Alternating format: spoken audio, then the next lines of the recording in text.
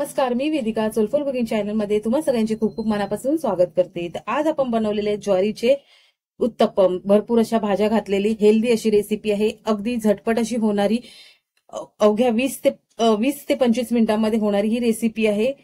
मुलाच्या टिफिनसाठी देऊ शकता, सकाळी नाश्त्यासाठी करू शकता। चला तर मग वेळ वाया न घालवता आपण रेसिपीकडे वळूया। ज्वारीचं उत्तप्पम बनवण्यासाठी काय काय साहित्य लागणार आहे ते आपण पाहूया।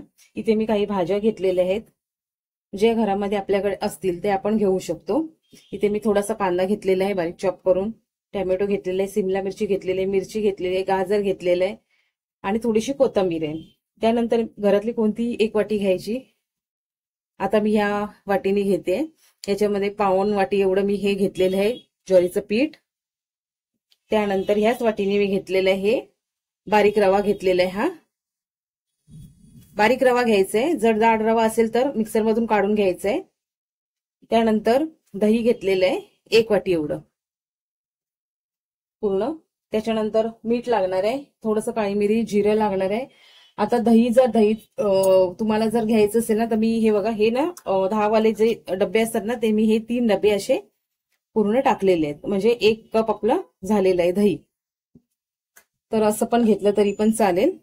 तर आता आपण हे ना हे सगळं मिक्स करूया, आणि आपल्याला एकदम आपण इन्स्टंट मध्ये बनवणार आहोत 10 मिनिटांमध्ये, तर त्यासाठी आपल्याला थोडासा बेकिंग सोडा आपण टाकणार आहोत। तर इथे मी ज्वारीचं पीठ पहिलं मिक्स करते,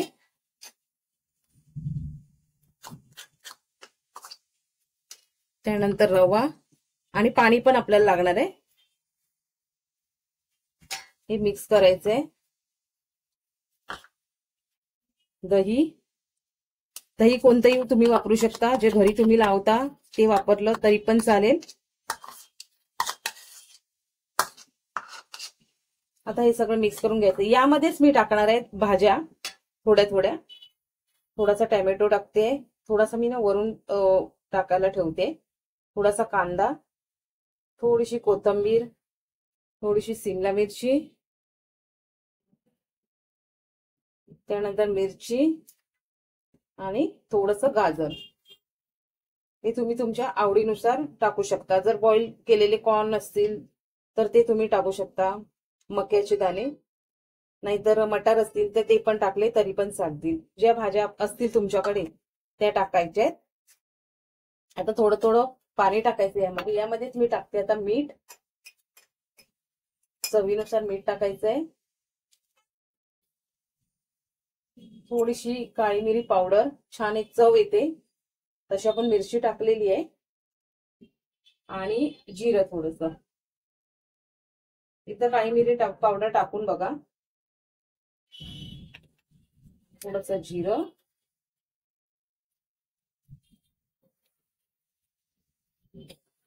आता हे सगळं मिक्स करून घ्यायचंय, आणि थोडंसं पाणी टाकणार आहे मी। जास्त पातळ आपल्याला नाही बनवायचंय, तर ज्या वाटीने मी पीठ घेतलंय त्याच वाटीने मी पाणी घेणार आहे आणि मिक्स करणार आहे। पहिला आधी दह्याबरोबर मिक्स करून घ्यायचंय, आणि रवा घातलेला आपल्याला, तर त्यासाठी म्हणून आपल्याला फक्त 10 मिनिटासाठी साईडला ठेवून द्यायचंय। आता मी ही दही घेतलेलं त्याच वाटीने मी घेतलंय हे पाणी। आता पाणी आपल्याला किती लागतं ते बघूया आपण। थोडंसं मी घातलेलं आहे, पाऊण कप एवढं पाणी घातलेलं आहे।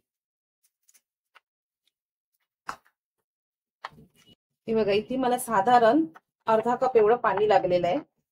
आपल्याला जास्त पातळ नकोय आणि जास्त जाडही नकोय, असं हवंय आपल्याला बॅटर हे बघा, अर्धी वाटी एवढं लागलेलं आहे पाणी।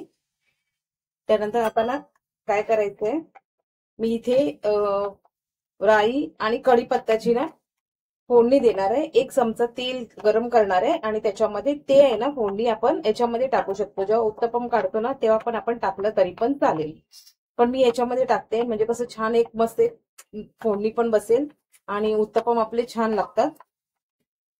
तर मग मी फोडणी देते।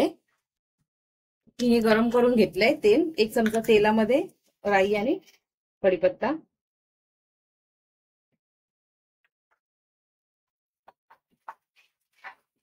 छान एक मस्त सुगंध आलाय।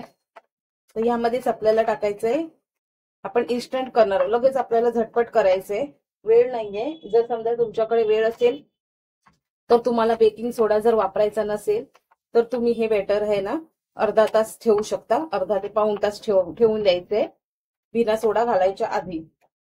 आता मी हे इन्स्टंट करते, मला आता टिफिनला द्यायचंय, तर त्यासाठी मी बेकिंग सोडा घालणार आहे.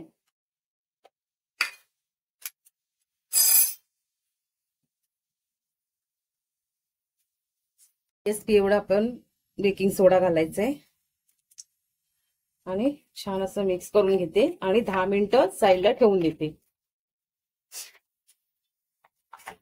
झटपट आपल्याला मग त्याचे डोसे बनवायचे,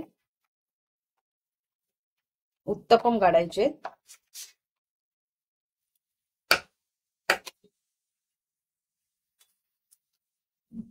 हे बघा इथे आपले इथं 10 मिनिटं झालेली आहेत. छान असं आपलं पीठ मस्त असं फर्मेंटेशन झालेलं आहे. रवा पण आपला छान असा फुललेला आहे. तर भरपूर जणांना प्रश्न पडेल की बेकिंग सोडा जो आहे ना तो आपण शेवटला का नाही टाकला, तर त्याचं कारण सांगते. कारण आपलं ज्वारीचं पीठ जे असतं ना ते जरासं चिकट असतं, तर पीठ ते व्यवस्थित येतं फुलून येण्यासाठी म्हणून आपण ते बेकिंग सोडा टाकून नंतर आपण रेस्टसाठी ठेवलेलं. ते जर नाही ठेवायचं, मी आता गरम करत ठेवलेला तेल लावून घेतलेलं आहे. थोडस तेल लावून घ्यायचंय.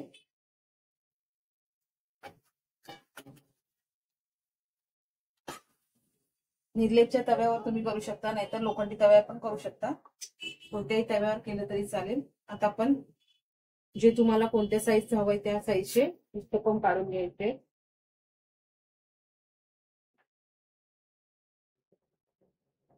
मी जरा थोडंसं ना मोठंच काढते, कारण ना टिफिनला द्यायचे.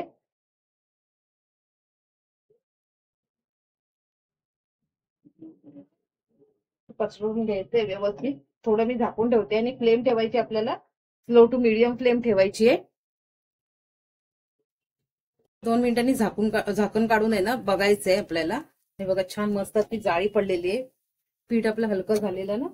आता मी हे तुम्हाला जर इथे वरती जर भाज्या हव्या असतील तर भाज्या टाकू शकता. मी आता हे ना प्लेनच असं देणार आहे आणि नंतर जे काढणार आहे ना त्याच्यावरती मी टाकणार आहे भाज्या. थोडंसं दाबून घ्यायचंय.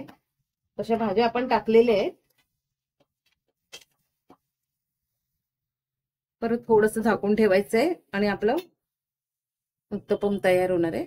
पण काढून घेते. मगाशी मी 2 मिनिटं बोलली, पण 2 मिनिटं नाही ठेवायचं आपल्याला, साधारण 5 मिनिटं तरी ठेवायचंय.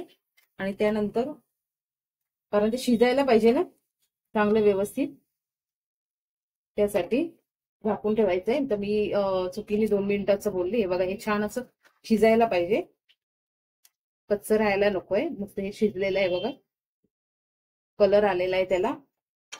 तर असेच मी सगळे करून घेते. दुसरं पण मी आता करते, त्याच्यावर मी भाज्या टाकणार आहे. आता मी दुसरं टाकते.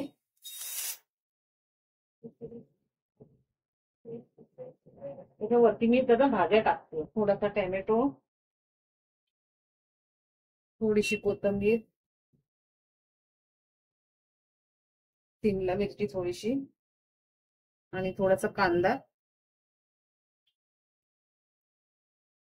तसं दिसायला एक छान दिसतं ना.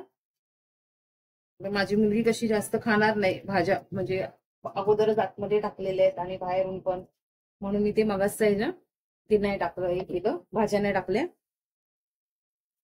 हे बघा छान असं ना त्याला मस्त जाळी पडते. असेच मी सगळे काढून घेते. ज्वारीचे उत्तपम आपले तयार झालेले आहेत. खूपच छान रेसिपी आहे, नक्की ट्राय करून बघा. मुलांच्या टिफिनसाठी देऊ शकता, सकाळच्या नाश्त्यासाठी देऊ शकता. रेसिपी कशी वाटली कमेंट करून जरूर सांगा. आणि जर थोडी जरी आवडली असेल तर लाईक करा, शेअर करा आणि सबस्क्राईब करा. एकदम हे बघा सॉफ्ट झालेले आहेत पूर्ण, मस्त असे. चवीलाही खूप छान आणि हेल्दी आहे. तुम्हाला जर बेकिंग सोडा नाही टाकायचा असेल तर 20 मिनिटं 20 ते अर्धा तास तुम्ही ठेवू शकता. 20 मिनिटं ते अर्धा तास तुम्ही ठेवू शकता पीठ.